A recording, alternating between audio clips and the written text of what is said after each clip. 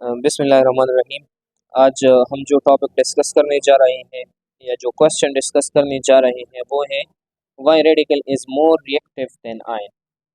Radical ion से ज़्यादा reactive क्यों होता है? तो सबसे पहले तो ये जान लें कि रेडिकल और आयन में फ़र्क क्या है। रेडिकल हमारे पास वो स्पीशी है जिसके साथ have single electron in its orbit या अनपेयर इलेक्ट्रॉन हो उसके ऑर्बिट में, उसको हम रेडिकल कहते हैं। जबकि आयन जो है ये चार्ज बॉडी है,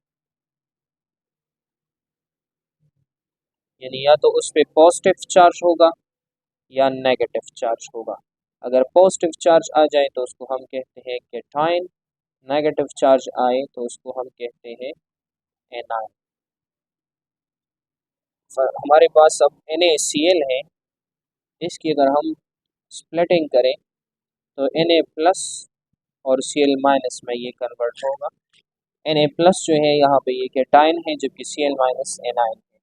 इसके बरकस अगर हम क्लोरीन Cl2 के मॉलिक्यूल की ब्रेक डाउन करना चाहें तो हमारे पास रिजल्ट में 2 क्लोरीन रेडिकल बनेंगे। ये याद रखें कि आयन जब बनता है तो इसमें प्रोसेस होती है हेट्रोलाइसिस की,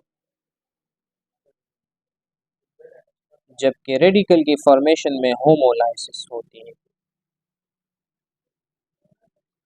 अब अगर हम इसकी एनर्जी प्रोफाइल डायग्राम देखें तो हमारे पास जो होमो एटॉमिक मॉलिक्यूल है जैसा कि क्लोरीन है, हाइड्रोजन है, नाइट्रोजन है, जितनी भी होमो एटॉमिक मॉलिक्यूल है उसको अगर हम एनर्जी देंगे, इसके दरमियान जो बॉन्ड है उसको ब्रेक करना चाहे तो इसके लिए ज़्यादा एनर्जी रिक्वायर्ड है।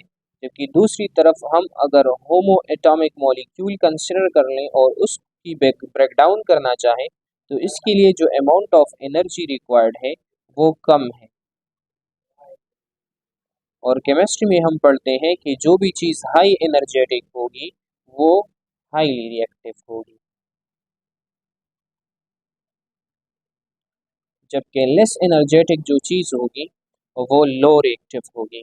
अब क्यों होमोलाइसिस में एनर्जी ज़्यादा रिक्वायर्ड होती है और हेट्रोलाइसिस में एनर्जी कम रिक्वायर्ड होती है? तो इसके लिए ये है कि अगर हम हेट्रो एटॉमिक मॉलिक्यूल कंसिडर कर लें जैसा कि हमारे पास HCl है तो इसमें क्लोरीन की इलेक्ट्रोनेगेटिविटी ज़्यादा है जबकि हाइड्रोजन की इलेक्ट्रोनेगेटिविटी कम है।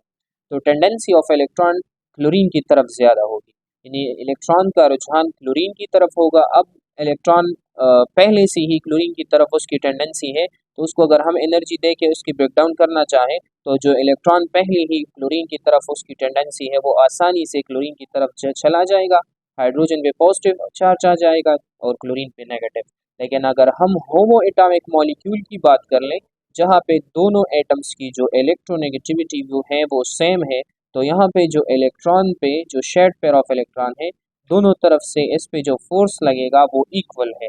तो इस इक्वल फोर्स की वजह से अब अगर इस इलेक्ट्रॉन को हम इस मॉलिक्यूल को स्प्लिट करना चाहें और इलेक्ट्रॉन को एक तरफ या दूसरी तरफ ले जाना चाहें तो हमें एनर्जी ज़्यादा रिक्वायर्ड होगी। As a result of that chlorine का रेडिकल बनेगा और एनर्जी ज़्यादा रिक्वायर्ड होगी। तो high energetic will be more reactive.